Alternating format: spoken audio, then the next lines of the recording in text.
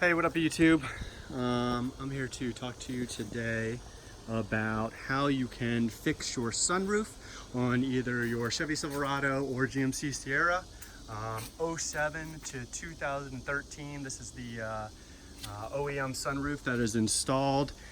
So the issue that I was having, I was noticing water building up on the floorboards inside of the truck, in the rear and in the front.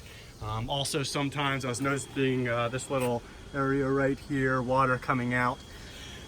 So did some looking online. There was a couple things they suggested. They first suggested that, hey, it could be this little antenna that's leaking. That's a no. I looked at it, it's definitely sealed. Others suggested that this third brake light could be this leak location. Looked at that as well, that was perfectly fine. Come to find out, doing some troubleshooting, it was actually the sunroof. So the sunroof itself, right, you have the seal on here.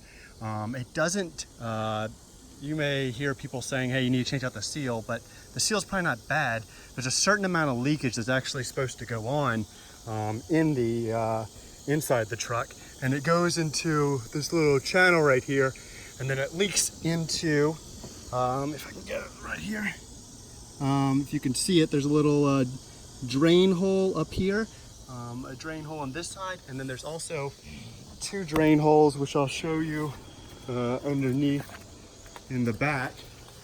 You can't see it from the top, but you can see it from the rear. That little channel goes right here, and the drain hole, and then it leads out to the back little pillar right here. So what I did first is I poured water in there, and I only undid the pillars for the back right here and just lightly dropped the back headboard. But what I found is I had water leaking from right in here. So here's the drain tube, but it was leaking sort of forward on this metal piece right here. So forward of that. Some people had suggested that maybe the drain tube was clogged up. So I got some, you can use like weed whacker wire or something like that. And what I did is I fed weed whacker wire through it. You could potentially blow air through it, but you have to be careful because you're worried if there's too much, if there's a clog, you could potentially disconnect this hose from this union right here, and then you have to try to get in there to get it undone. What I found is all my drain holes, specifically my front and my back, were unclogged. You can test your front ones also by pouring water down here, and then from there you can actually see the water. I don't have my hood open right now, but the water comes out. The drain holes on both sides are right about here, and you can see the water coming out. So both of those weren't clogged. The rear, same thing. I poured water into the channel.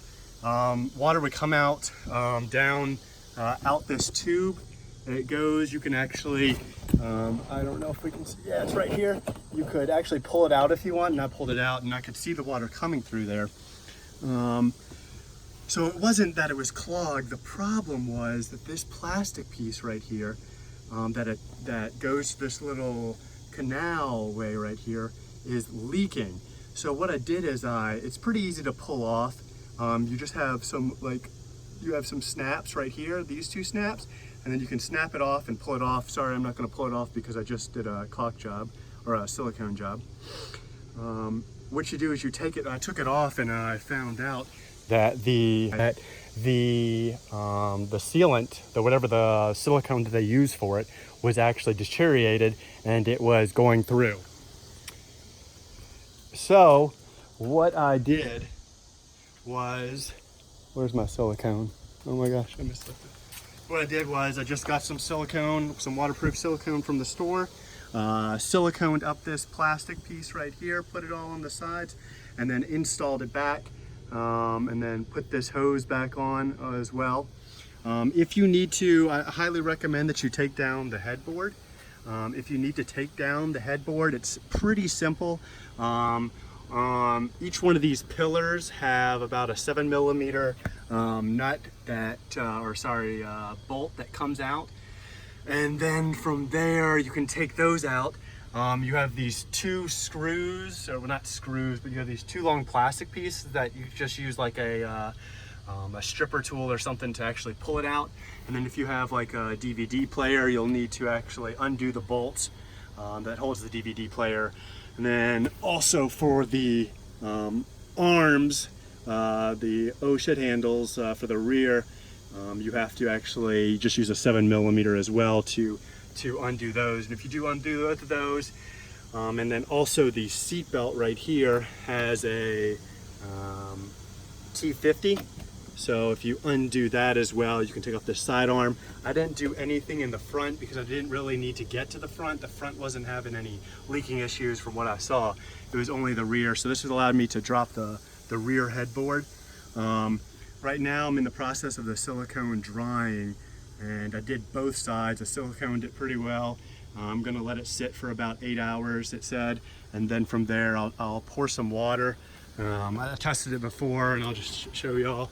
You put water in this canal right here, and the water will go forward and it will go back. It will drain out the forward tubes up this way, and then it'll drain out the rear tubes that way. And then you can test to make sure that the water is actually coming out. If you have any questions, any other advice, hit me up in the comments.